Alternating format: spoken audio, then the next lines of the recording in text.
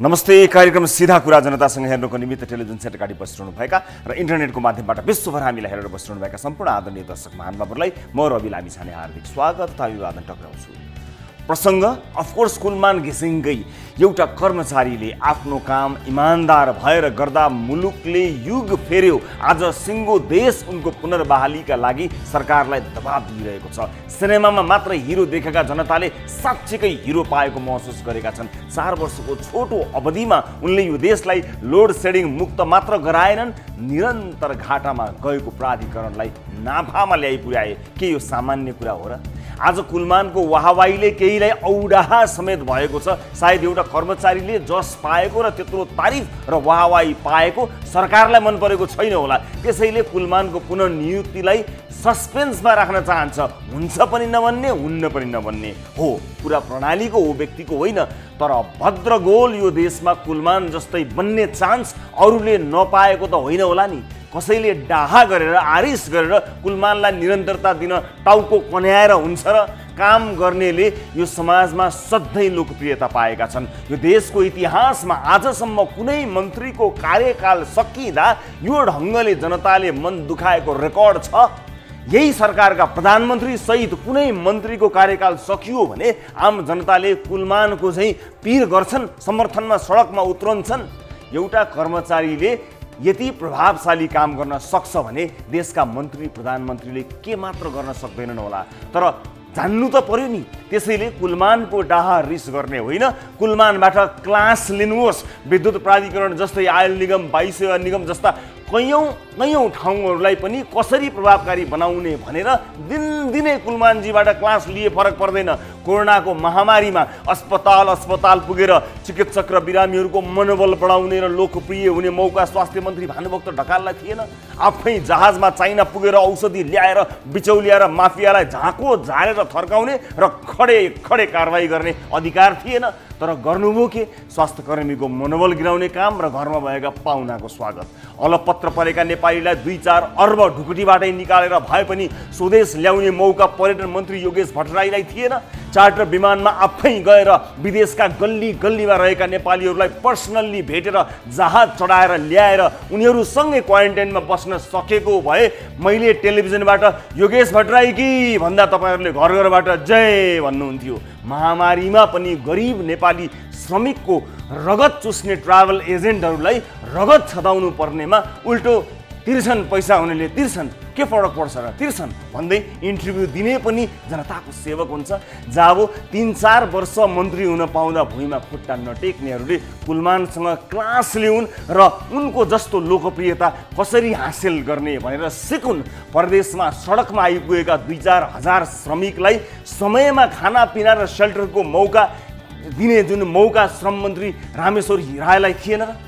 कालो सूचीमा रहेका म्यान पावर व्यवसायीलाई कालो सोफामा कालो चियाले स्वागत गर्नमा व्यस्त भएपछि विदेशमा अलपत्र श्रमिकको बारे कहिले सोच्नु? मौका थियो, घुम्यो। वर्षौँदेखि मल नपाएर हैरान जनता घनश्याम भुसाल जतिको मान्छे मन्त्री भएर आएपछि पक्कै परिवर्तन हुन्छ भन्ने आशामा थिए। आज भारततिरबाट ब्ल्याकमा किनेको महँगो युरिया मल किन्न किसानहरू बाध्य छन्। मन्त्री हुनु पूर्व नैतिकता र मार्क्सवादको पाठ पढाउने नेताले नैतिकताका आधारमा राजीनामा दिनुपर्ने होइन र? हामीलाई तपाईँको राजीनामा चाहिएको होइन, तर पद पाउनु अघिको इमेजको निरन्तरता पद पाएपछि नदेखेकाले थोरै नैतिकताको आशा गरेको, त्यो पनि एक कुशल नेता भएको कारणले। हुन त कार्ल मार्क्सले धान बालीमा युरिया मल हाल्नुपर्छ र उक्त मल किसानले समयमा नै पाउनुपर्छ भनेर लेखेनन्। मार्क्सवाद हाम्रो विजय साईजीले जसरी कण्ठ पारेर पढेको तपाईँलाई मार्क्सले के नभनेको अथवा मार्क्सले नलेखेको कुरा कसरी थाहा होस्? न सिद्धान्त मिल्छ, न विचार मिल्छ, न केही उल्लेख्य योगदान दिन सकिने छाँट देखिन्छ।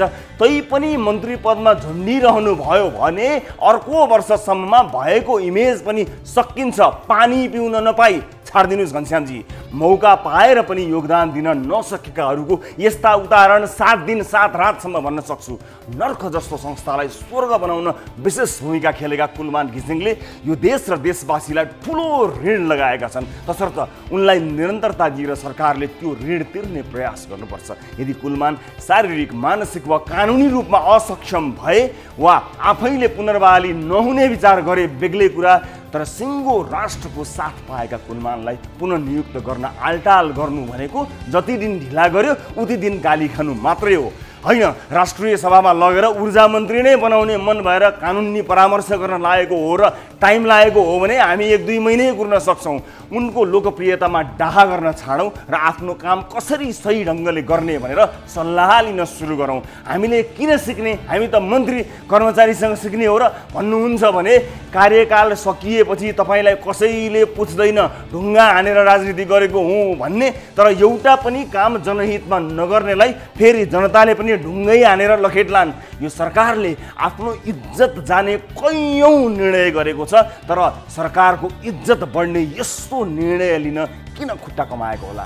कुनै मन्त्रीका उमेर पुगेका छोराछोरी र कुलमानजीका उमेर पुगेका छोराछोरीलाई कुरा मिलाएर कुलमानजीलाई मन्त्रीकै सम्झी बनाइदिने पो हो कि?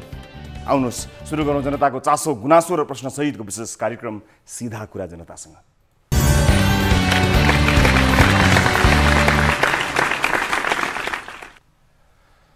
ब्रेकपछि स्वागत छ सम्पूर्ण आदरणीय दर्शक महानुभावहरूलाई कार्यक्रम सीधा कुरा जनतासँगमा। आदरणीय दर्शक महानुभावहरू, अर्को एउटा विशेष एपिसोडका साथमा उपस्थित छौँ न्युज 24 टेलिभिजनको स्टुडियोबाट लाइभ विविध विषयमा कुरा गर्ने क्रममा आज हामी कुलमान घिसिङको 4 वर्षीय कार्यकालका बारेमा कुराकानी गर्नेछौँ। अगाडिको बाटोको बारेमा पनि कुराकानी गर्नेछौँ। देशैभरिबाट पुनर्नियुक्तिका लागि उठेको आवाजका बारेमा विशेष रिपोर्ट पनि तयार पारेका छौँ र आजको कार्यक्रममा प्रत्यक्ष रूपमा कुलमान घिसिङजीसँग प्रत्यक्ष कुराकानी गर्ने पनि तय भएको छ।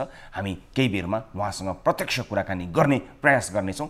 हामी आम सर्वसाधारणका जिज्ञासालाई उहाँ समक्ष प्रत्यक्ष राख्ने कोसिस आजको कार्यक्रममा गर्नेछौँ र आजकै कार्यक्रममा तत्कालीन ऊर्जा मन्त्री कुलमान घिसिङज्यूलाई नियुक्ति गर्दा ताकाका ऊर्जा मन्त्री जनार्दन शर्मासँग पनि कुराकानी गर्ने प्रयास आजको कार्यक्रममा गर्नेछौँ। अन्य विभिन्न रिपोर्टहरू त हाम्रो कार्यक्रममा आज छँदैछन्, त्यसमा पनि विशेष एउटा रिपोर्ट, एउटा हृदय विदारक दृश्यसहितको रिपोर्ट आजको कार्यक्रममा हामी प्रस्तुत गर्न गइरहेका छौँ। आइसियुमा रहेका बिरामी आफै अक्सिजनका सिलिन्डरहरू बोकेर डोराउनु परिरहेको दृश्यहरू हामीसँग छन्। त्यसै यो वीरगञ्जको गण्डक अस्पतालको आइसोलेसनको एउटा हृदय विदारक दृश्य हो।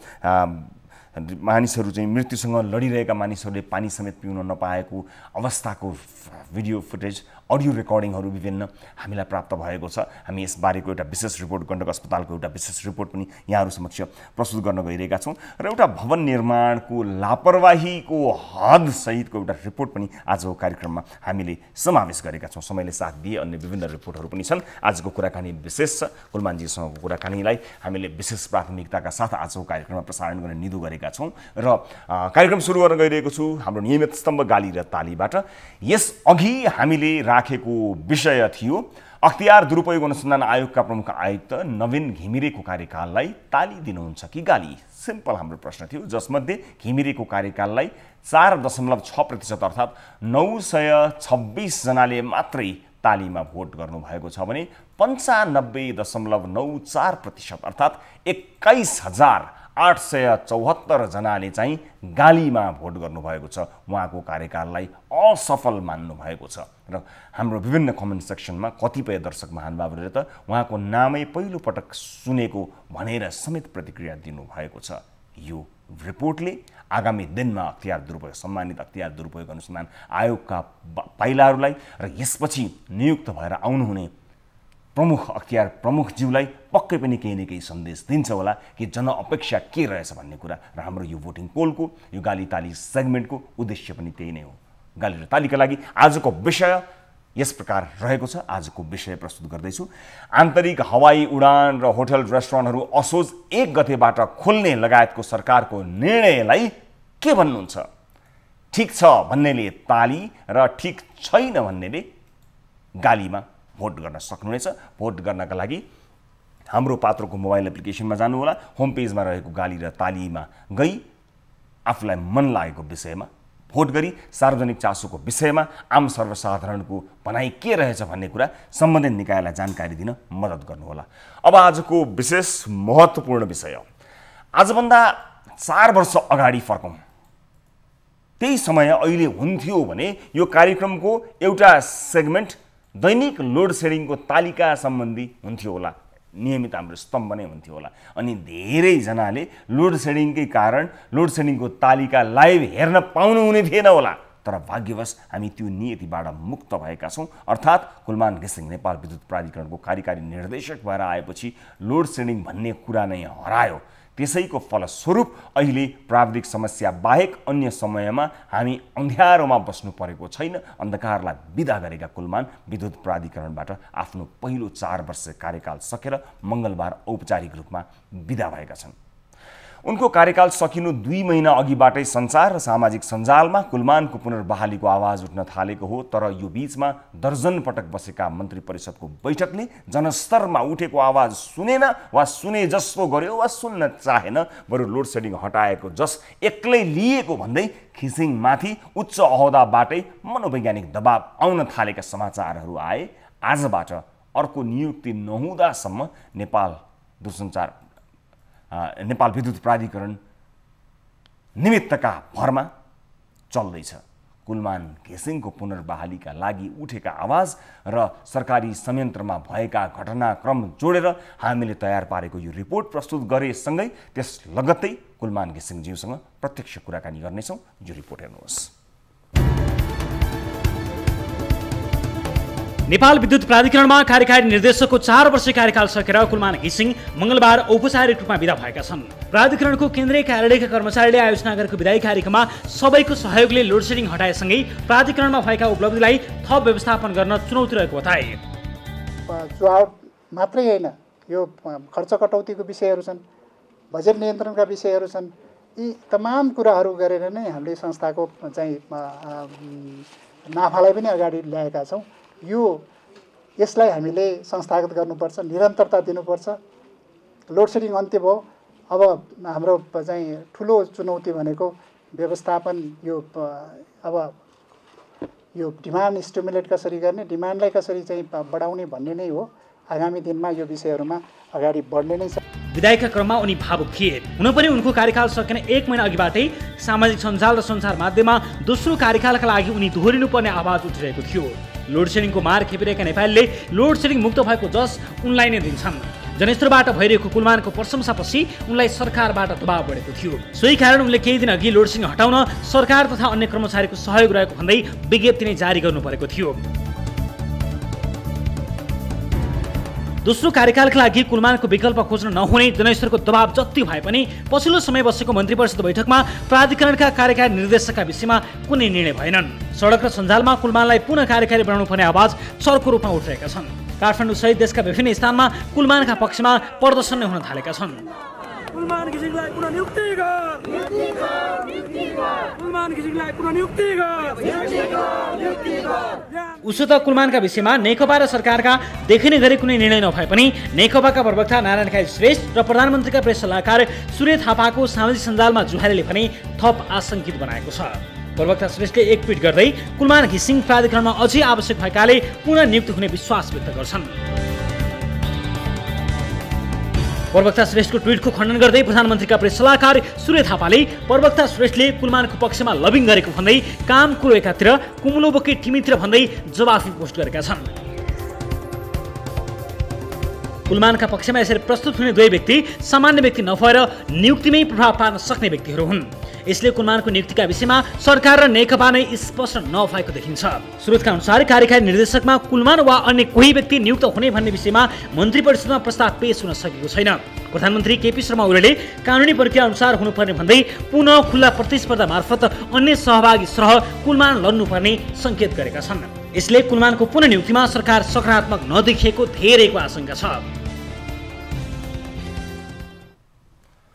दर्शक महानुभावहरू, हामीले समग्र 4 वर्ष कार्यकालको समीक्षा गर्न कुलमान घिसिङज्यूलाई यतिखेर हामीले भिडियो कल मार्फत निमन्त्रणा गरेका छौँ र मसँग जोडिनु भएको छ कुलमान घिसिङज्यू। कुलमानजी नमस्ते, स्वागत छ कार्यक्रममा तपाईँलाई।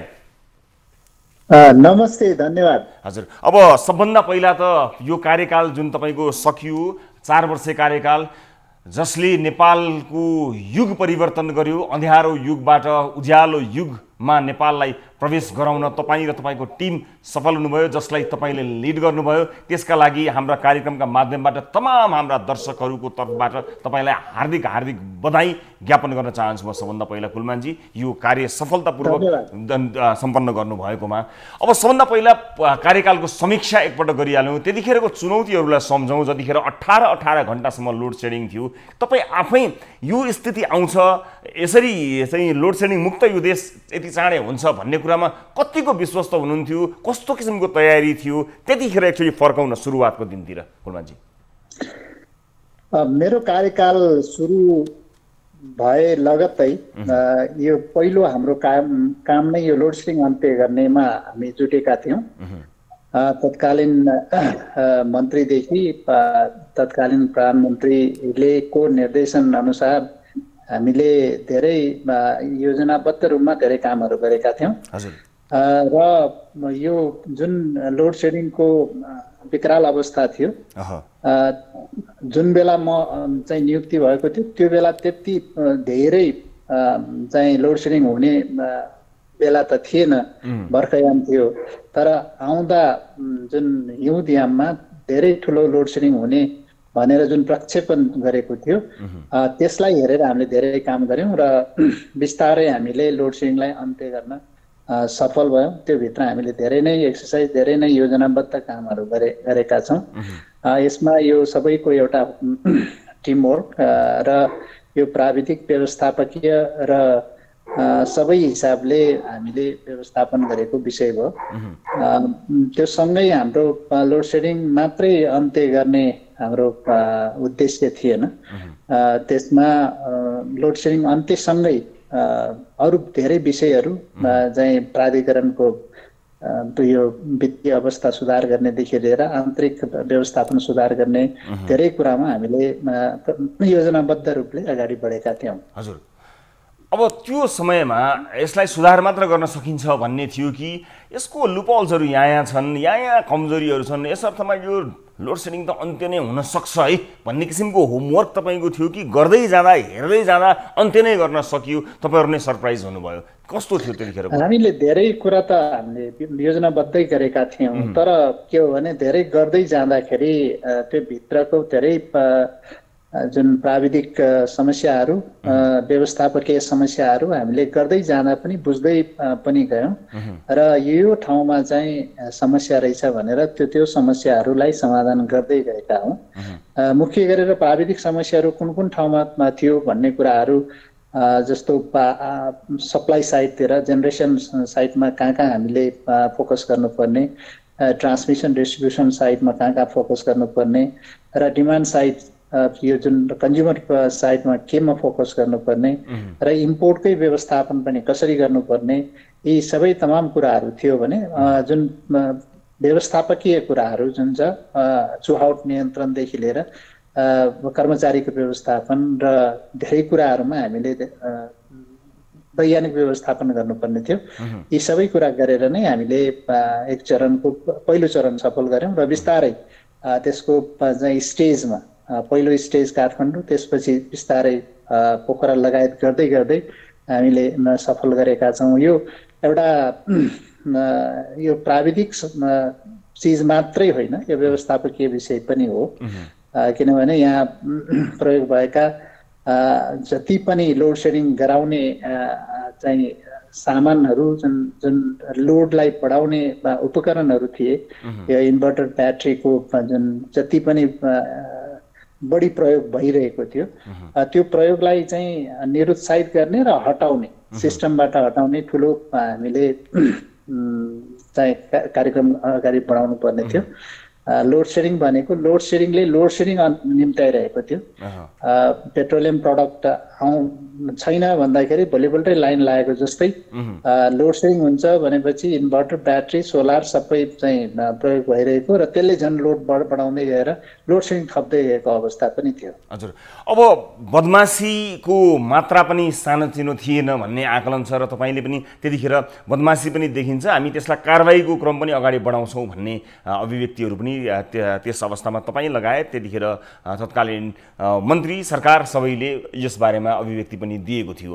अब यो बदमासीका कारणले कति धेरै प्रभाव परेको थियो यसलाई चाहिँ स्पष्ट पारिदिनु हुन म तपाईँलाई अनुरोध गर्न चाहन्छु, किनभने कुशल व्यवस्थापक तपाईँमा अर्को त्यस्तै तपाईँ जस्तै कुशल व्यवस्थापक आउँदाखेरि सप्रिन सक्ने अवस्थामा रहेछ भन्ने कुरा त प्रमाणित भइसक्यो भनेपछि हुनै नसक्ने कुराहरू, हामीसँग क्षमतै नभएका कुराहरू र केही भारतबाट ल्याइनु पर्ने बाध्यता भएका कुराहरू त्यो खरिद गरिएको विषय त जोडियो नै जोडियो। त्यसभन्दा बाहेक चुहावट, विभिन्न मानिसहरूबाट चाहिँ विभिन्न अन्य व्यापारी व्यवसायीहरूबाट फाइदा लिइएको, बदमासी गरिएको, त्यो मात्रा कति थियो? सामान्य मात्र थियो कि अथवा त्यसको धेरै ठुलो भूमिका थियो? समीक्षै गरौँ न एकपटक।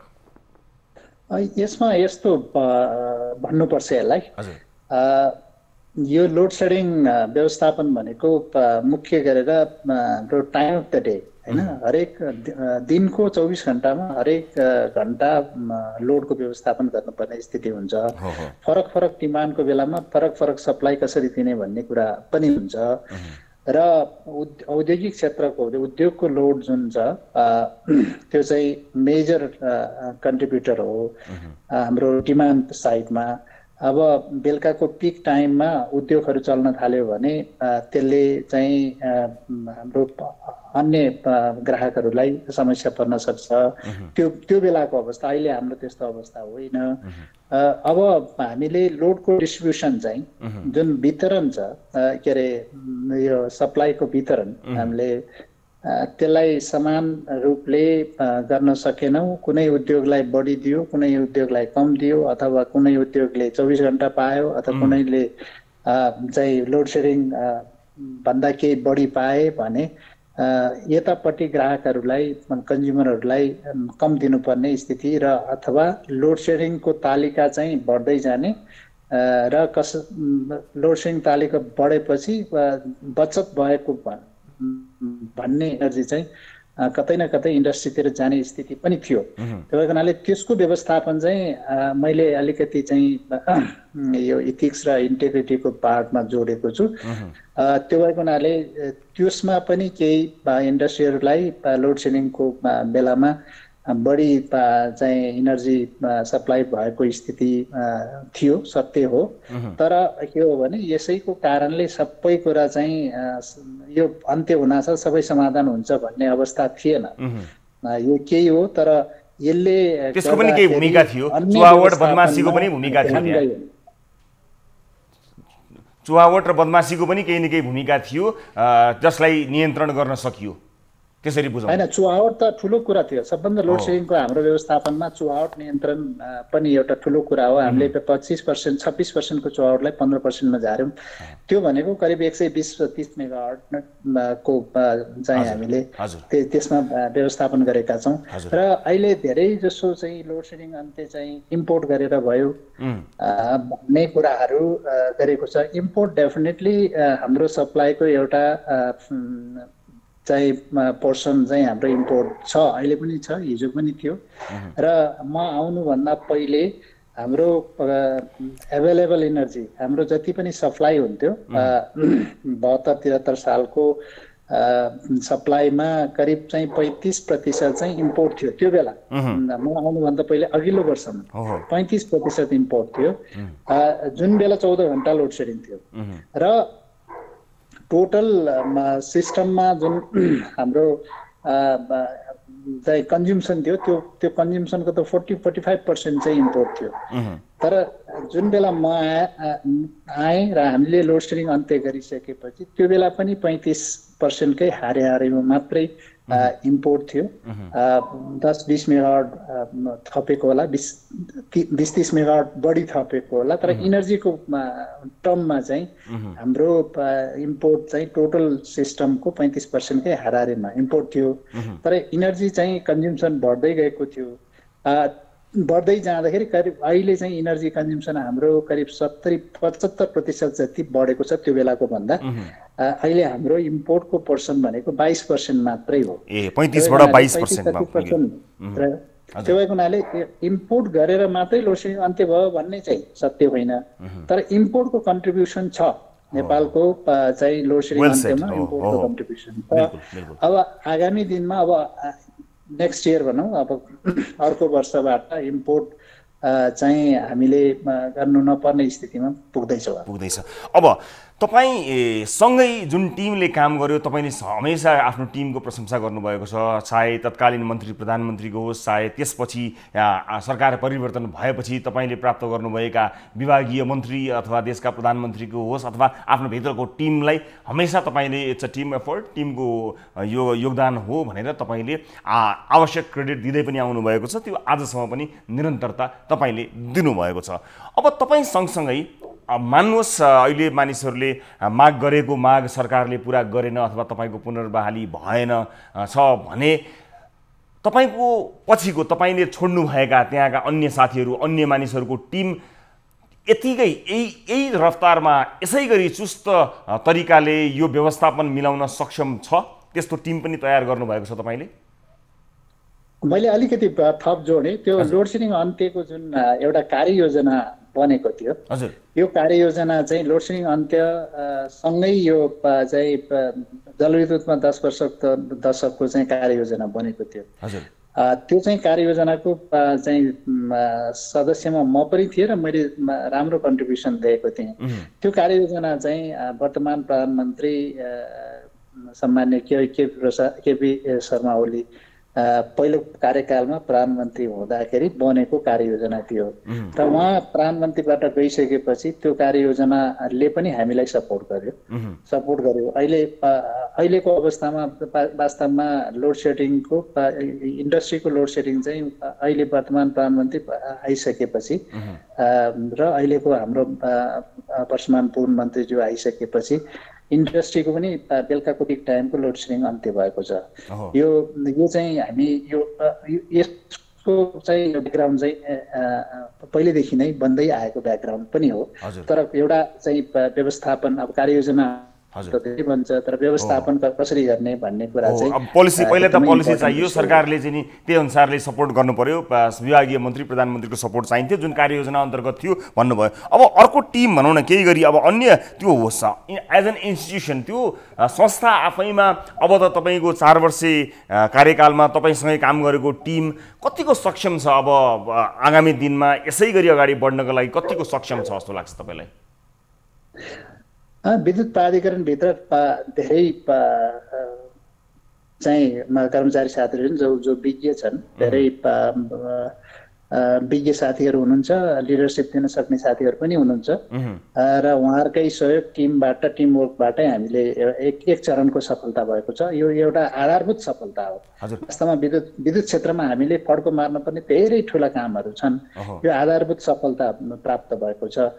यसमा टेकेर धेरै काम गर्नु छ र यो भित्र साथीहरू र लिडरसिप गर्न सक्ने साथीहरू धेरै छन्। अब एउटा व्यक्तिले मात्रै परिवर्तन गर्यो भन्ने होइन, तल्लो तहसम्म हामीले चाहिँ त्यस्ता साथीहरूले धेरै काम गर्नु भएको छ। एउटा टिम बिल्डिङ चाहिँ एकदमै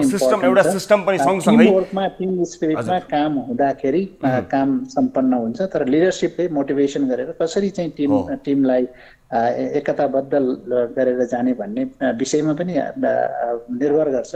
तर त्यहाँभित्र सक्षम व्यक्तिहरू हुनुहुन्छ।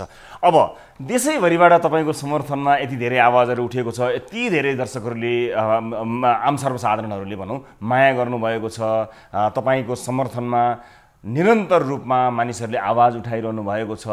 अहिले कतिपय ठाउँमा यतिखेर पनि तपाईँको पक्षमा दीप प्रज्वलनदेखि लिएर विभिन्न कार्यक्रमहरू भएको छ। समग्र रूपमा देशभरि र संसारभर रहेका नेपालीहरूले तपाईँको समर्थनमा र तपाईँको योगदानको कदर गर्दै विभिन्न पोस्टहरू गर्नुभएको छ, साथ दिइरहनु भएको छ। उहाँहरू सबैलाई तपाईँ एकमुष्ट रूपमा के भन्न चाहनुहुन्छ, कसरी सम्बोधन गर्नुहुन्छ सबै नेपाली दाजुभाइ दिदीबहिनीहरूलाई?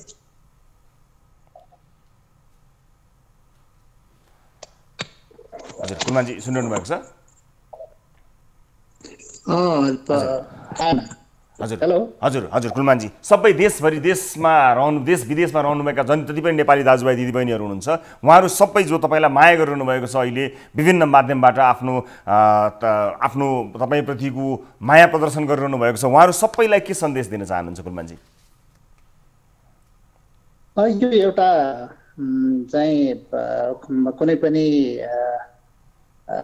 नेतृत्वको निरन्तरता भन्नुहोस्, एउटा नेतृत्व परिवर्तन भन्नुहोस्, यो नियमित प्रक्रिया हो।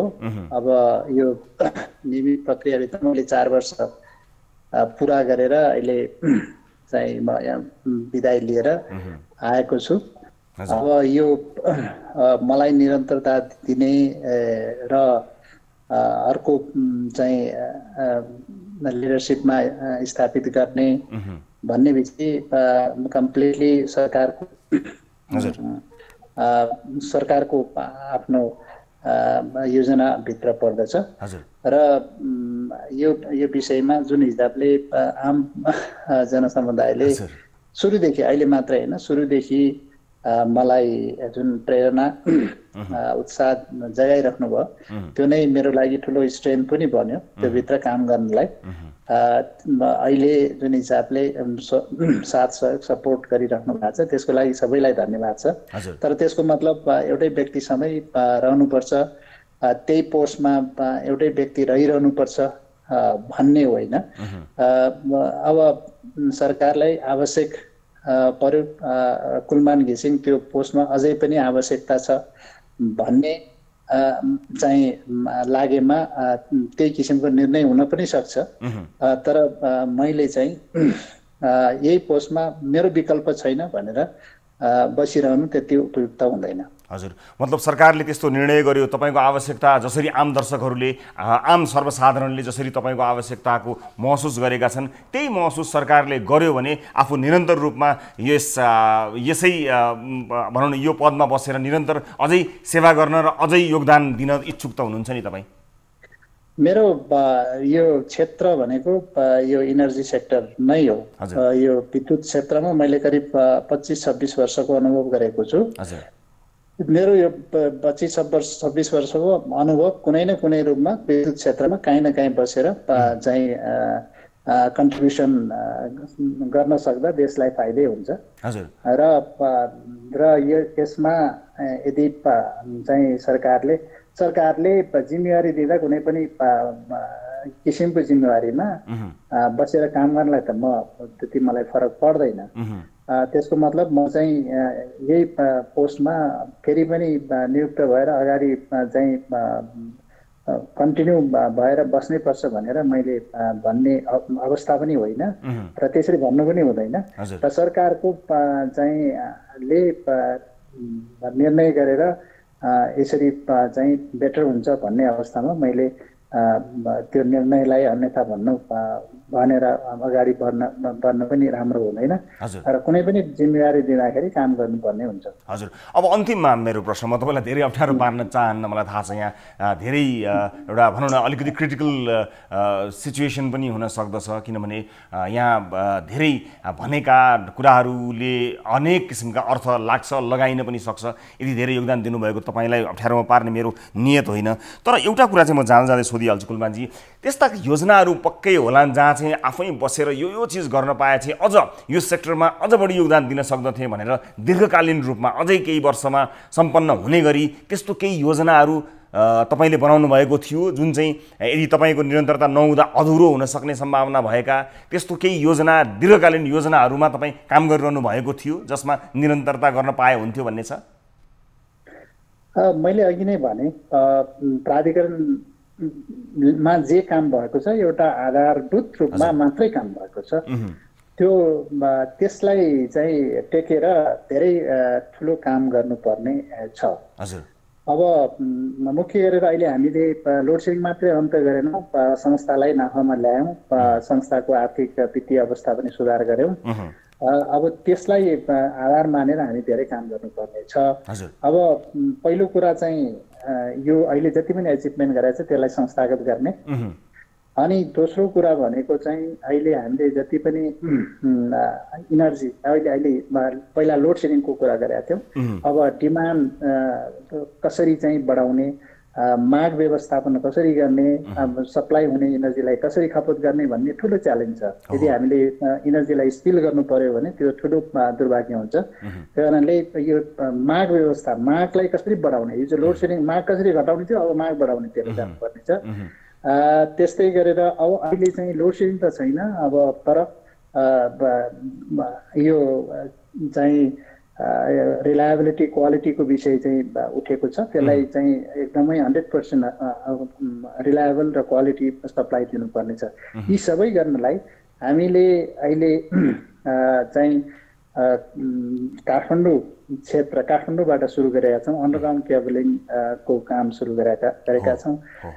करिब 2 वर्षदेखि 3 वर्षभित्र काठमाडौँभरि चाहिँ यो केबल र जुन पोलको जङ्गल छ त्यसलाई हटाउँदै चाहिँ सप्लाई सिस्टमलाई पनि रिलायबल गर्दै सबै अन्डरग्राउन्ड गर्दैछौँ। त्यो एउटा ठुलो काम काठमाडौँ, पोखरा लगायत अन्य क्षेत्रमा पनि सुरु गरिसकेका छौँ। काठमाडौँमा त सुरु नै भइसकेको छ, अगाडि बढिसकेको छ। त्यस्तै गरी चाहिँ स्मार्ट मिटर, देशैभरि स्मार्ट मिटर चाहिँ र स्मार्ट ग्रिड सिस्टमलाई प्रयोगमा ल्याउँदैछौँ। काठमाडौँबाट सुरु गरेका छौँ। त्यसले देशभरि चाहिँ काम अगाडि बढाउँदैछौँ। त्यसले एकातर्फ लस घटाउँछ भने अर्कोतर्फ इफिसियन्ट स्मार्ट सिस्टमलाई अगाडि बढाउँछ।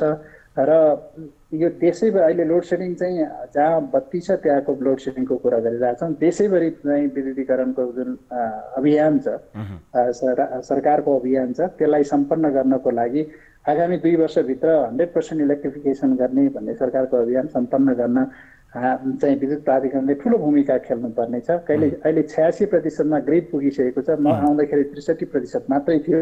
धेरै ठुलो काम भएको छ। यसलाई पनि हामीले सम्पन्न गर्नुपर्ने छ। र अहिले हामीले जति पनि यो ट्रेडिसनल हिसाबले गरेका छौँ, यो डिजिटल यानि सबै सिस्टमलाई डिजिटाइज गर्नुपर्ने छ। यो ट्रेडिसनल हिसाबले संस्था चल्दैन र यसलाई डिजिटाइज गर्नुपर्ने ठुलो काम बाँकी छ। त्यसै गरेर अब ठुल्ठुला प्रोजेक्टहरू, रिजर्भायर प्रोजेक्ट, यो दुधकोशी 635 मेगावाटको, अप्पर अरुण 1060 मेगावाटको र यो तामाकोशी 5 करिब 100 मेगावाटको थप प्रोजेक्टहरू सुरु गर्दैछौँ। यी प्रोजेक्टहरूलाई एउटा गन्तव्यमा पुर्याउनलाई यहाँनिरमा लिडरसिप चाहिँ राम्रो चाहिन्छ। ट्रान्समिसन लाइनको जन्जाल सुरु भइसकेको छ, कम्प्लिसनको फेजमा छ र केही प्रोजेक्टहरू सुरु गर्नुपर्ने छ। क्रस बोर्डर ट्रान्समिसन लाइनहरू गर्नुपर्ने छ।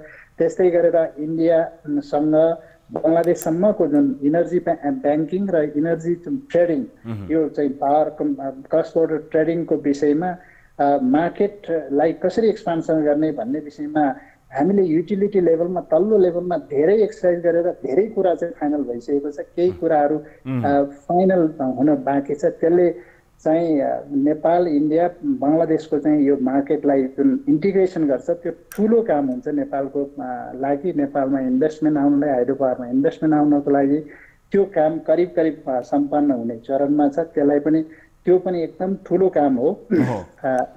र यही चाहिँ सेरोफेरोमा रहेर नेपालभित्र यो जुन जति पनि डिमान्ड स्टिमुलेसन गर्नुपर्ने, अब तपाईँको electrical cooking, electric vehicle charging स्टेसनदेखि लिएर यो चाहिँ इरिगेसनको लोडहरू कसरी बढाउने, अन्य लोडहरू कसरी बढाउने, इन्डस्ट्रियल लोडलाई कसरी चाहिँ क्याटर गर्ने भन्ने कुराहरूमा तमाम विषयमा धेरै नै एक्सर्साइज, धेरै नै इन्फ्रास्ट्रक्चरहरूको डेभलपमेन्ट अगाडि बढेको छ। त्यसलाई सम्पन्न गर्नलाई प्राधिकरणभित्रको नेतृत्वले आगामी दिनमा एकदमै महत्त्वपूर्ण भूमिका खेल्नुपर्नेछ।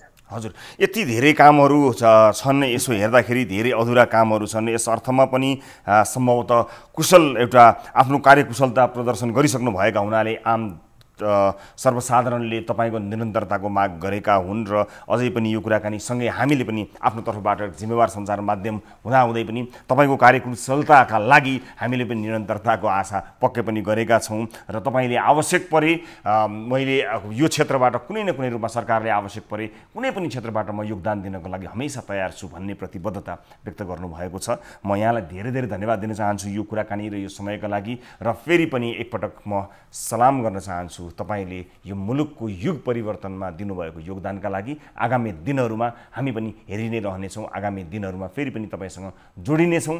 जे जस्तो भए पनि आगामी दिनहरूको पूर्ण सफलताको शुभकामना पनि अभिव्यक्त गर्न चाहन्छु। कुलमानजी, धेरै धेरै धन्यवाद समय र जानकारीको लागि। धन्यवाद। हजुर, हस्। दर्शक महानुभावहरू, कुलमान घिसिङसँग हामीले भर्खरै कुराकानी गऱ्यौँ र विशेष गरेर यो कुराकानीका क्रममा कुलमानजीले बताउनुभएका कुराहरू म फेरि पनि दर्शक महानुभावहरू समक्ष राख्न चाहन्छु। हामीले उहाँको निरन्तरताका विषयमा प्रश्न गर्दा यदि सरकारले आवश्यक ठानेको खण्डमा आफू यही क्षेत्रमा काम गर्ने भएका हुनाले, यसै क्षेत्रबाट योगदान दिन सक्ने भएका कारणले सरकारले दिएको कुनै पनि जिम्मेवारी लिनका लागि म तयार छु। तर म आफैले यसको निरन्तरताको लागि आफैले माग गर्नु त्यति उचित नहोला। त्यसकारणले तर सरकारले यदि आवश्यक ठानेको खण्डमा भने म सेवा गर्न तयार छु भन्ने आशय उहाँको कुराकानीभित्र यो प्रश्नमा थियो र अन्य विभिन्न कुराहरू र विभिन्न पाटाहरूको बारेमा हामीले कुराकानी गऱ्यौँ। र दर्शक महानुभावहरू, हामीले यसै विषयमा कुराकानी गर्नका लागि नेपाल सरकार ऊर्जा मन्त्रालयका अधिकारीहरूसँग अन्य प्रयासहरू पनि गरेका थियौँ, तर त्यति सफल हुन सकेनौँ। तर कुलमान घिसिङलाई पहिलो पटक 4 वर्ष अघि विद्युत प्राधिकरणको कार्यकारी निर्देशक बनाउने पूर्व ऊर्जा मन्त्री जनार्दन शर्मालाई हामीले सम्पर्क गरेका छौँ र पूर्व मन्त्री शर्माको सहयोगमा लोड सेडिङ मुक्त बनाउन सकिएको अभिव्यक्ति पनि कुलमानजीले दोहोऱ्याउँदै पनि आएका छन्। साथमा विभिन्न अन्य सहयोगहरू पनि भएको जानकारी हामीलाई प्राप्त भएको छ। म स्वागत गर्न चाहन्छु पूर्व मन्त्री जनार्दन शर्माज्यू हामीसँग जोडिने क्रममा हुनुहुन्छ। म स्वागत गर्न चाहन्छु। मलाई आएको जानकारी अनुसार उहाँसँग टेलिफोन सम्पर्क हुन सकेको छैन, तर भिडियो कलमा कोही दर्शक आउनुभएको जानकारी प्राप्त छ। म भिडियो कलमा आउनुहुने अथवा जनार्दन शर्माज्यू आउनुभएको जानकारी मलाई प्राप्त भएको छ। पूर्व मन्त्रीज्यू नमस्कार, स्वागत छ यहाँलाई कार्यक्रममा। नमस्कार। हजुर, भर्खरै हामीले कुलमानजीसँग कुराकानी गऱ्यौँ र विशेष गरेर लोड सेडिङ अन्त्यको कुराकानी गर्दाखेरि तपाईँको योगदानलाई पनि बिर्सियो भने साँच्चै नै त्यो अधुरो रहन्छ। त्यस समयमा तपाईँले गर्नुभएको निर्णयको लाभ पनि नेपाली जनताले उत्तिकै लिएका हुन्। यस अर्थमा आज तपाईँलाई सम्झिने मन भयो र तपाईँसँग कुराकानी चाहिँ कुलमानजीको निरन्तरताका विषयमा म कुराकानी गर्न गइरहेको छु। तपाईँलाई के लाग्दछ, कुलमानजीको निरन्तरताको कतिको आवश्यकता पर्दछ, अथवा एउटा सिस्टम बसिसकेपछि कुलमानजी नभए पनि जो भए पनि हुन्छ भन्ने लाग्दछ कि, अथवा के छ यहाँको तर्क अथवा के छ यहाँको भनाइ यस विषयमा जनार्दनजी? मेरो भनाइ प्रश्न छ कि मैले कुलमानजीलाई नियुक्ति गर्दा हजुर दुईटा मेरा शर्तहरू थिए। हजुर, पहिलो कुरा थियो कि 14-15 घण्टाको लोड सेडिङलाई अन्त गर्ने। हजुर। दोस्रो कुरा थियो पारदर्शिता स्थापित गर्ने। हजुर। अब कुलमानजीले आफ्नो कार्यकालमा यी कामहरूलाई कति गर्नुभयो त्यो जनताले मूल्याङ्कन गर्ने कुरा हो। हजुर। लोड सेडिङको अन्धकारमा रहेको देश र जनतालाई उज्यालो ल्याउने एउटा उज्यालो नेपालको अभियान सञ्चालन गरिरहँदा मैले तत्कालीन कुलमानजी भन्दा पहिलाका सचिव र पहिलाका प्राधिकरणका एमडीलाई पनि प्रस्ताव राखेको थिए, तपाईँहरू लोड सेडिङ अन्त गर्न तयार हुनुहुन्छ कि हुनुहुन्न भनेर। उहाँहरूले यो सम्भव छैन भन्नुभएको थियो। म मन्त्री भएको 2 दिनमा प्राधिकरणको वार्षिक उत्सव परेको थियो र म त्यहाँ गएको थिएँ र मैले त्यहाँ आए सुन्दा प्राधिकरण घाटामा छ भन्ने सुने र त्यो घाटा वर्षको 8 देखि 10 अर्बसम्मको घाटा छ भन्न सुनेपछि म आश्चर्यमा परेँ र मैले त्यही घोषणा गरेँ, अब यो वर्षदेखि यो सस्तोमा बिजुली किनेर महँगोमा बेच्ने प्राधिकरण घाटामा जाँदैन भनेर मैले घोषणा गरेँ। मैले मन्त्री भएको 15 दिनमा एउटा कार्ययोजना 37 बुँदे कार्ययोजना बनाएर सार्वजनिक गरेँ र नम्बर 1 मा मैले के लेखेको थिएँ भने लोड सेडिङको अन्धकारमा परेका जनतालाई त्यसबाट मुक्त गर्ने भन्ने नम्बर 1 मा लेख्दाखेरि दोस्रो दिनका पेपरहरूले विभिन्न प्रतिक्रियाहरू जनाएका थिए। मैले यो काम गर्नको लागि विभिन्न मान्छेहरू छान्दै गर्दा मैले कुलमानलाई भेटेर बोलाएँ, कुरा गरेँ ल यो शर्तमा तपाईँ आएर काम गर्नुहोस् भनेर मैले उहाँलाई नियुक्ति गर्नमा त्यति बेला पहल गरेँ र उहाँलाई नियुक्ति तपाईँले उहाँलाई पनि त्यही प्रश्न सोध्नुभयो, तपाईँ लोड सेडिङ अन्त्य गर्न सक्नुहुन्छ भन्ने प्रश्न सोध्नुभयो तपाईँले उहाँलाई पनि? यो गर्ने शर्तमा मात्रै मैले ल्याउँछु भने योभन्दा बाहिरको शर्तमा ल्याउन दुईटा कुरा, लोड सेडिङ अन्त्य गर्ने, पारदर्शिता स्थापित गर्ने, दुईटा कुरा हुन्छ मसँग काम गर्दा भने। हजुर। र म गर्न कोसिस गर्छु भन्नुभयो उहाँले, मैले लिएर उहाँलाई नियुक्ति गरेँ र त्यो जिम्मेवारी दिएँ। उहाँलाई थुप्रै अप्ठ्याराहरू थिए होला, कर्मचारीका समस्याहरू थिए, ती सबै समाधान गर्न मद्दत गरेँ र प्राविधिक रूपले त्यहाँको टिम सचिव सबै को एउटा संयोगमा उहाँले प्राधिकरणको नेतृत्व गर्नुभयो, लोड सेडिङको अन्त्य भयो र प्राधिकरण पनि नाफामा गएको छ। यस अर्थबाट कुलमानजीलाई फेरि त्यो जिम्मेवारी दिँदा त्यसले महत्त्व नै राख्छ, राम्रो गर्छ नै भन्ने मेरो धारणा स्वाभाविक रूपमा हुन्छ। किन मैले नियुक्ति गरेको मान्छे जसले राम्रो काम गर्नुभएको छ, उहाँलाई अरू थप निरन्तरता दिँदा राम्रो हुन्छ भन्ने कुरा स्वाभाविक रूपमा हो, मेरो पनि त्यही कुरा हो। हजुर। तर हजुर, म अहिले मन्त्री पनि छैन, म अहिले सरकारमा पनि छैन, म सरकारकै पार्टीको मान्छे त हुँ, एउटा सभासदको हैसियतले मैले भन्दाखेरि अब सरकारले त्यसलाई कसरी सोध्छ के गर्छ भन्ने कुरा सरकारको कुरा। तर एउटा कुरा जोडिहाल्नु, तपाईँको प्रभाव भनेको दुई शीर्ष नेताहरूको निरन्तरता दिँदा त्यसलाई फाइदा हुन्छ भन्ने मेरो भनाइ हो।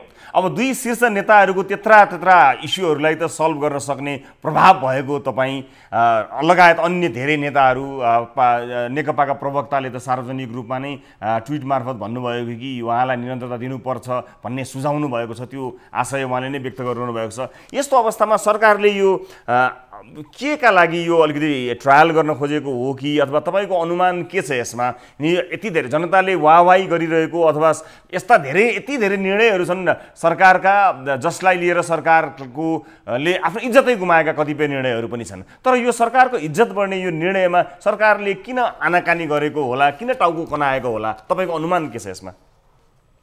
होइन, सरकारले यो कुरामा सकारात्मक सोच्ला भन्ने छ मेरो अनुमान। हजुर, तपाईँ आशावादी हुनुहुन्छ? सकारात्मक ढङ्गले नै सोच्ला भन्ने मेरो अनुमान छ। तपाईँ आशावादी हुनुहुन्छ? अब राम्रो काम गर्नको लागि आशावादी नै हुनुपर्छ र म छु।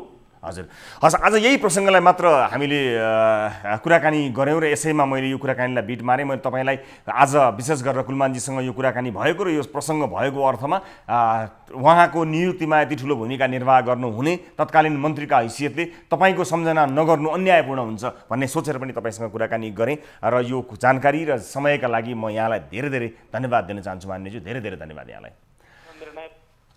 हजुर हजुर तत्कालीन ऊर्जा मन्त्री जनार्दन शर्मा अहिले हामीसँग जोडिनु भएको थियो प्रत्यक्ष टेलिफोनमा। र दर्शक महानुभावहरू, हामीले आजको दिनमा यस विषयलाई अलिकति प्राथमिकताका साथ प्रसारण यस अर्थमा पनि गऱ्यौँ कि देशैभरिका आम सर्वसाधारण मानिसहरू र विदेशमा समेत रहेका नेपाली दाजुभाइ दिदीबहिनीहरूले कुलमान घिसिङको योगदानको कदर गर्दै कुलमान घिसिङको निरन्तरताको अपेक्षा गरिरहेका छन् र हामीले पनि यस कार्यक्रम मार्फत र यस टेलिभिजन मार्फत निरन्तर रूपमा यो सत्कर्मको तारिफ गर्दै यस विषयमा विभिन्न रिपोर्टहरू प्रस्तुत गर्दै उहाँको टिमलाई हौसला बढाउने काम निरन्तर गरिरहेको परिप्रेक्ष्यमा आज उहाँले आफ्नो कार्यकाल सकेर फिर्ता भइरहँदा 4 वर्ष कार्यकाल सकिरहँदा त्यसै मेसोमा यो कुराकानीलाई हामीले जोडेका हौँ प्राथमिकताका साथ। बेला भएको छ एउटा ब्रेकपछि अन्य विषय लिएर प्रस्तुत हुन्छौँ। न्युज 24 टेलिभिजनमा हेरिरहनु भएको छ कार्यक्रम सिधा कुरा जनतासँग।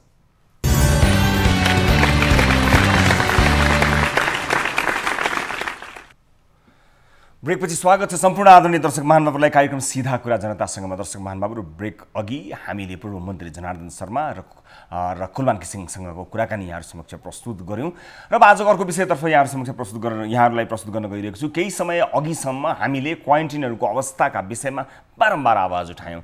तिनै अव्यवस्थित क्वारेन्टिनको नतिजा कोरोना भाइरस समुदायमा फैलियो अनि अहिले बेजोग अवस्थामा रहेको आइसोलेसनको हृदय विदारक दृश्य देखाउन पनि आज हामी बाध्य भएका छौँ। नेपालमा कोरोना सङ्क्रमित मृतकको सङ्ख्या 371 पुग्दा मृतकहरूले अन्तिम श्वास फेर्नु अघि आइसोलेसनमा भएको पीडा कमै मात्र बाहिर आएका छन्।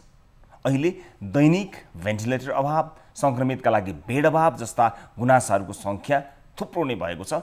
बल्ल बल्ल अस्पतालको बेड पाएकाहरूले समेत उपचार राम्ररी पाएका छैनन्। आइसियुमा रहेका बिरामीले आफै अक्सिजनका सिलिन्डर बोकेर बेडमा पुर्याउनु पर्ने अवस्था छ अनि जीवन मृत्युसँग लडिरहेका बेलामा पिउने पानी सारेर दिने समेत कोही हुँदैनन्। वीरगञ्जको गण्डक अस्पतालको आइसोलेसनमा देखिएको हृदय विदारक दृश्य समेटेर टिभी जर्नलिस्ट हरिशङ्कर शर्माले पठाएको यो रिपोर्ट हेर्नुहोस्। आइतबार वीरगञ्जको गण्डक कोभिड-19 अस्पतालमा 55 वर्षीय किरण देवी कण्डले कोरोनाको कारण ज्यान गुमाइन्। वीरगञ्ज 11 श्रीपुर स्थित नेपाल राष्ट्रिय विद्यापीठ स्कुलमा शिक्षिका रहेकी किरण देवी भदौ 12 गते नारायणी अस्पतालको प्राविधिक सहयोगमा सञ्चालित गण्डक अस्थायी कोभिड अस्पतालमा भर्ना भएकी थिइन्। उनको छातीमा पानी जमेकाले श्वास प्रश्वास लिन समस्या भएको थियो। अस्पताल भर्ना हुनु अघि कोरोनाको कुनै लक्षण नदेखिएको उनीमा भदौ 22 गते 10 दिनपछि मात्र अस्पतालले कोरोना पुष्टि गरेको थियो। तर उक्त दिन 10 दिनको अवधिमा उनले अस्पतालबाट पाउनुपर्ने कुनै उपचार पाइनन्। कोरोना देखिएपछि गण्डक अस्पतालको आइसोलेसनमा भर्ना भएको उनको 28 गते निधन भयो। उनले मृत्युवरण गर्नु अघि अस्पतालको आइसियुबाट बोलेको भिडियो हामीलाई प्राप्त भएको छ, जहाँ उनले आइसियु निकै अव्यवस्थित भएको, उपचारमा कसैले ध्यान नदिएको बताएकी थिइन्। यो हेर्नुहोस्। मेरो नाम किरण कर्ण हो। म नेपाल राष्ट्रिय विद्यापीठको शिक्षिका छु। मलाई कोरोना भयो त अरू के के थाहा छैन, धेरै समस्याहरू छ। तर यहाँको यस्तो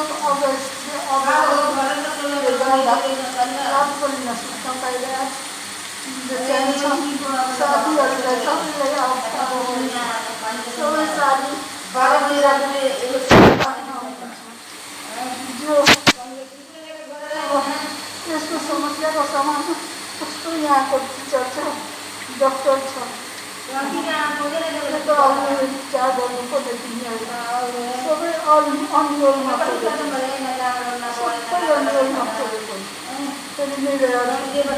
कोरोना संक्रमण नहुँदै अस्पताल जाँदा उनको फोक्सोमा जमेको पानी 10 दिनसम्म निकालिएन।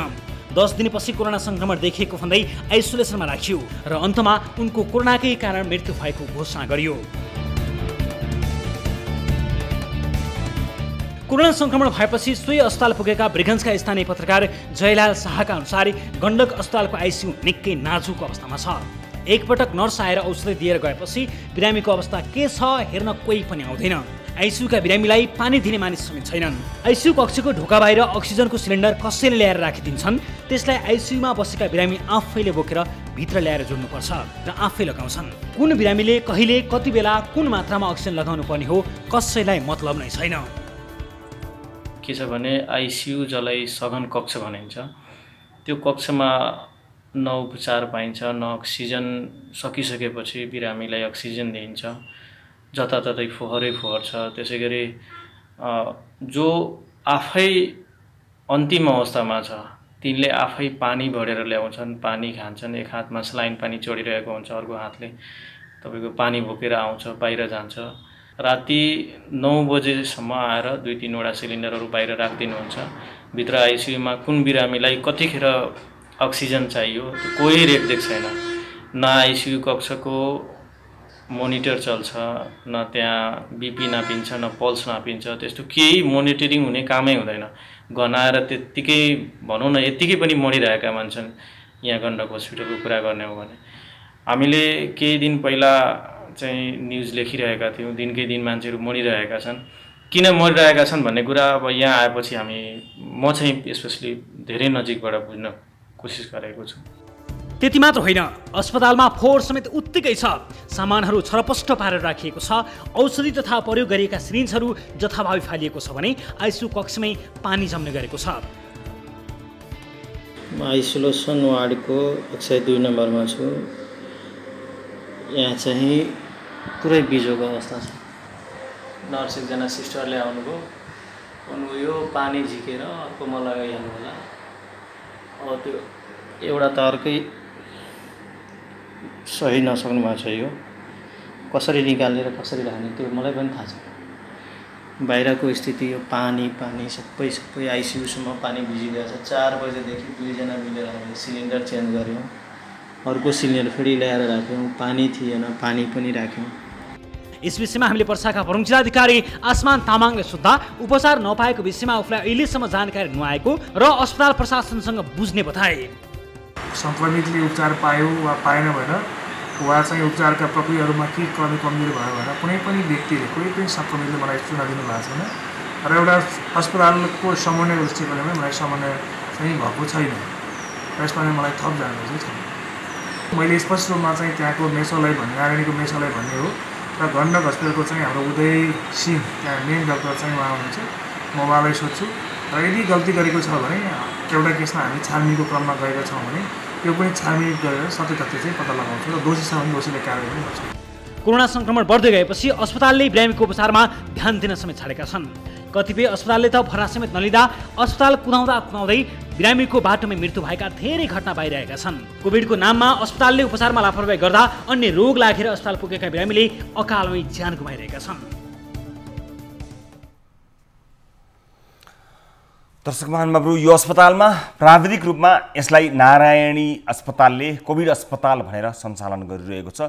त्यसैले यहाँको अवस्थाका विषयमा कुराकानी गर्न नारायणी अस्पतालका मेडिकल सुपरिन्टेन्डेन्ट डाक्टर सञ्जय ठाकुरलाई हामीले सम्पर्क गरेका छौँ।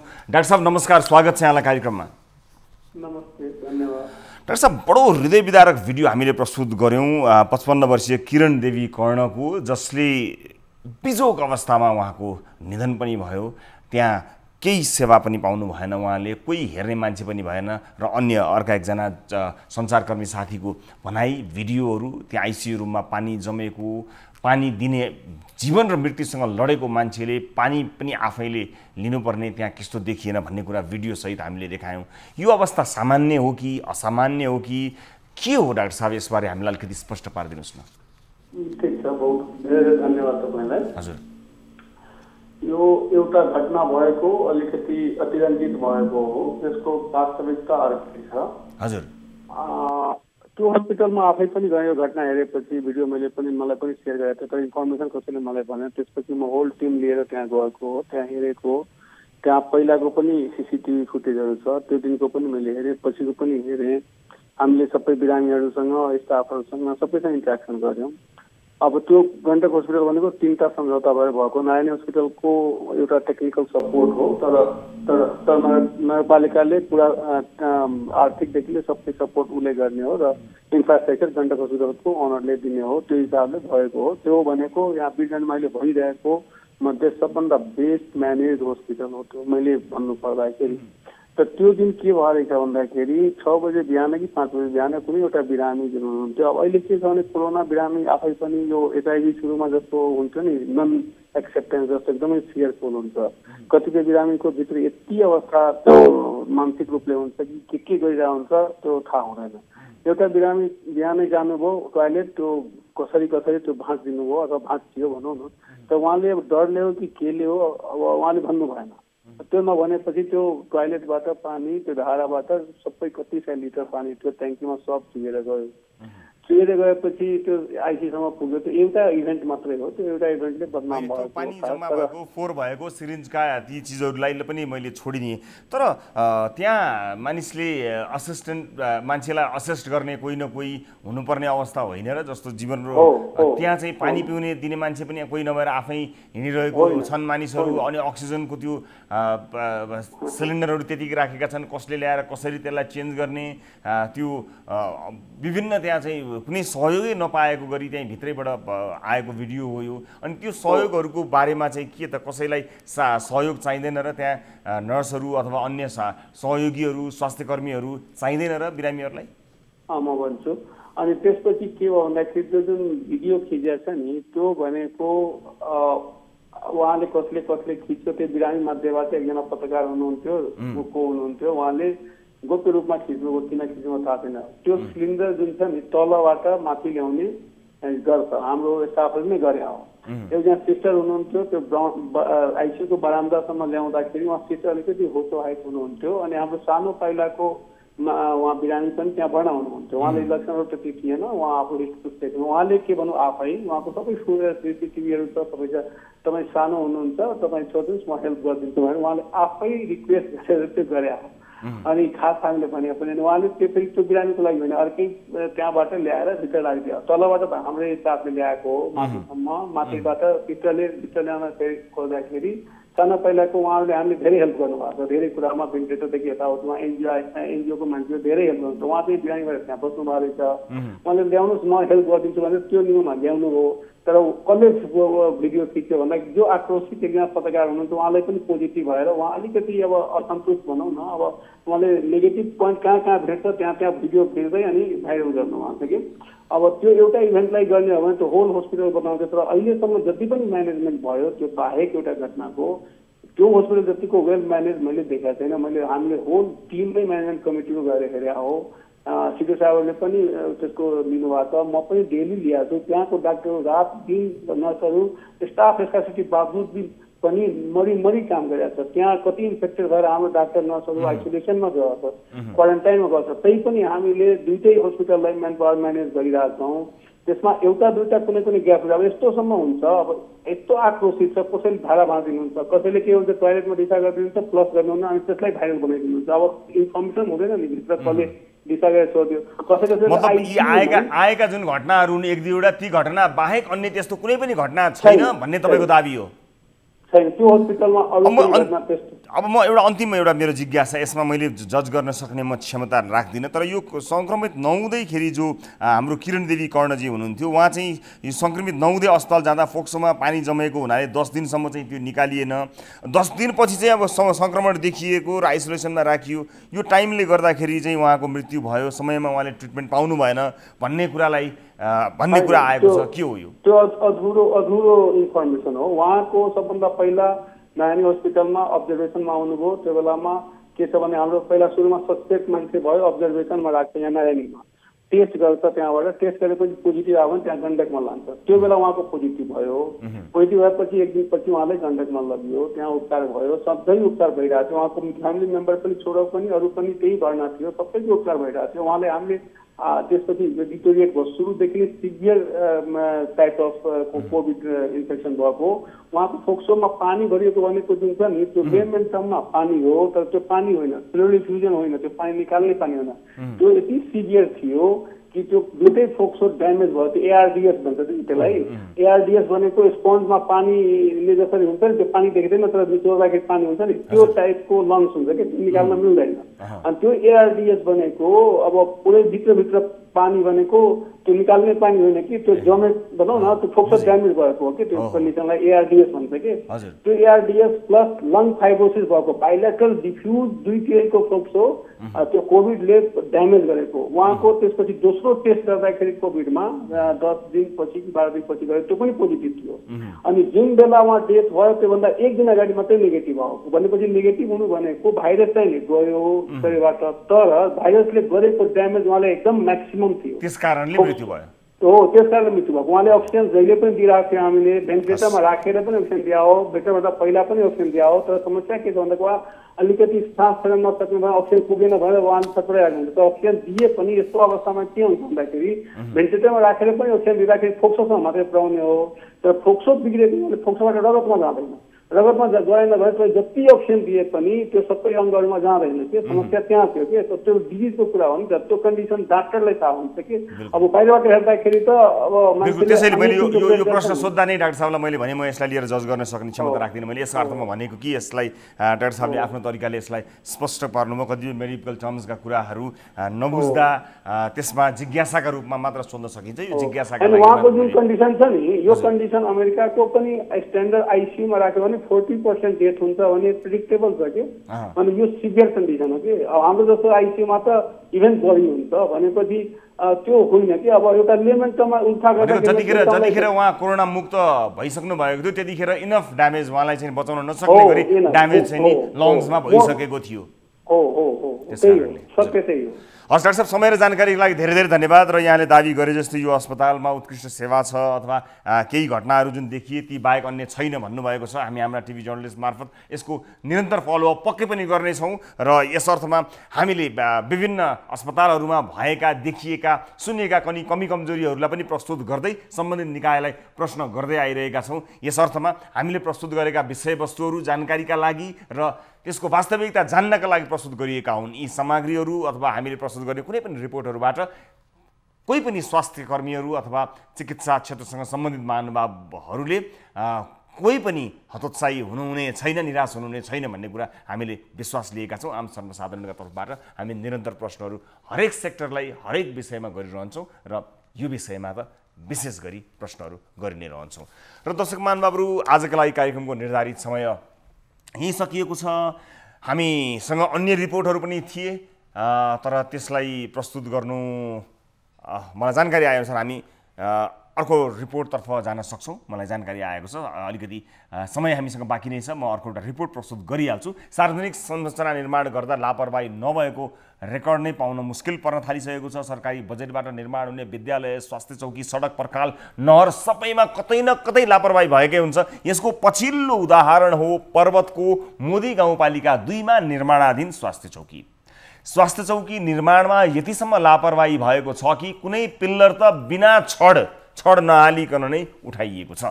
स्थानीयले निःशुल्क दान गरेको जग्गामा सरकारको बजेट परेर बल्ल तल्ल सुरु भएको भवन निर्माणमा कसले कुन किसिमको खराब नियत राख्यो र त्यसका कारण गुणस्तरहीन काम भएको हो त्यो जानकारी पाउने कोसिसमा पर्वतबाट टिभी जर्नलिस्ट सुभाष लामिछानेले पठाएको यो रिपोर्ट हेर्नुहोस्।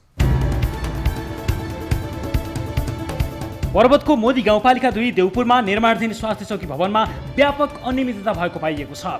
संघीय सरकारबाट प्राप्त 37,20,000 सशर्त बजेटमा निर्माण हुनुपर्ने स्वास्थ्य चौकी भवनमा मापदण्ड विपरीत निर्माण भइरहेको छ। भवन निर्माणको क्रममा हात्तीपाइले पछि डबल टाइम बिम बनाउनु पर्नेमा सिंगल मात्रै बनाएको छ भने कुनै पिल्लरको जगमा त रड नै हालिएको छैन।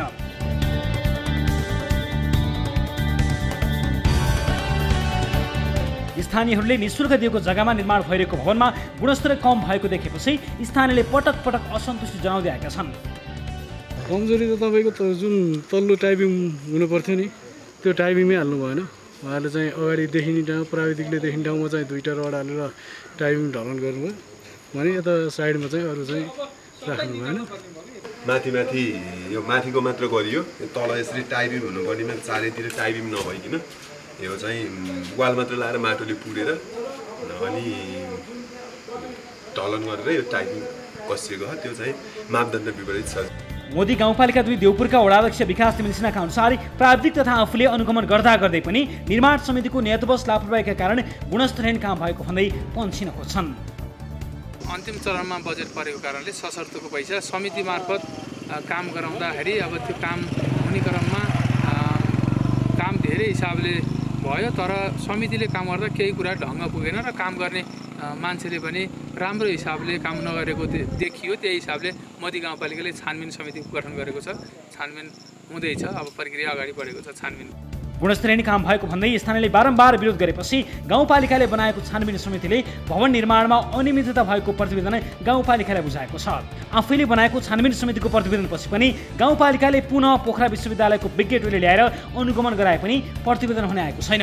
यो बजेटबाट भवनको पहिलो तला सम्पन्न हुनुपर्ने भए पनि ढलान गरेर मात्रै काम अलपत्र छोडिएको छ। तर विडम्बना 24 लाख रुपियाँ भने भुक्तानी भइसकेको छ। अनुसन्धानकै क्रममा छ हैन? हजुर। अब त्यो भएर त्यो सबै चाहिँ अहिले अब कारबाहीको दायरामा नल्याएछ। अनुसन्धानकै क्रममा भएको हुनाले मैले सबै चाहिँ भनिनँ होइन। त्यसको मोटामोटी कुरा चाहिँ अब त्यहाँ निर्माणको कार्य गर्ने बेलामा कतिपय अब छिटो पनि गर्नुपर्ने भयो होइन। कतिपय बर्सातको समय त्यो भएको हुनाले नि कमजोरी चाहिँ भएको छ। त्यो चाहिँ अब कतिपय उपभोक्ता समितिले नि जानेर अथवा नजानेर अब त्यो चाहिँ गरेको भन्ने कुरा आएको छ। भएको कामको मात्रै मूल्याङ्कन गरेर दिँदा 24 लाख त्यही 5,000 जति भुक्तानी त्यही ठ्याक्कै त्यो 5,000 चाहिँ मैले त्यो कन्फ्युज भयो होइन। 24 लाख समथिङ पैसा चाहिँ गएको छ। देउपुर तिमिलसिना थर स्वास्थ्य चौकी निर्माण उपभोक्ता समितिमा नरहेका नेत्रप्रसाद पौडेललाई भवन निर्माणको जिम्मा लगाइएको थियो। असार 12 गतेबाट भवन निर्माण सुरु गरी 18 दिनमै काम सम्पन्न भएको देखाइएको थियो।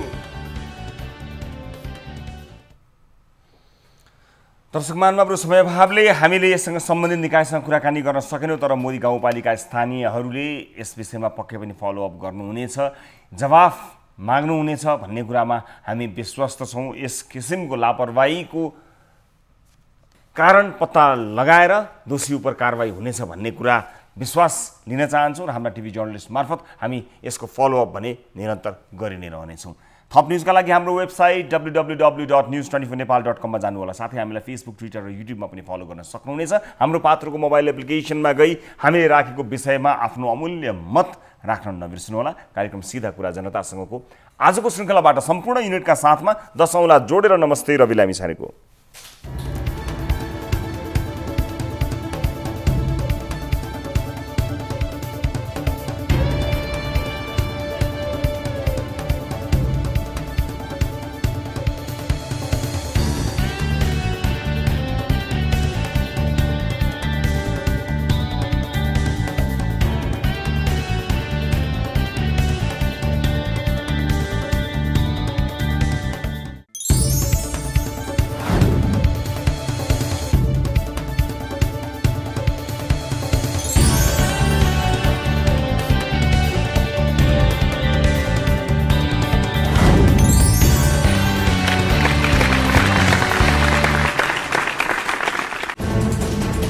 कोरोनाले सृजना गरेको सङ्कटमा पल पलका न्युज अपडेट र हर क्षेत्रको कभरेजका लागि न्युज 24 नेपाल युट्युब च्यानललाई सब्स्क्राइब गर्नुहोला।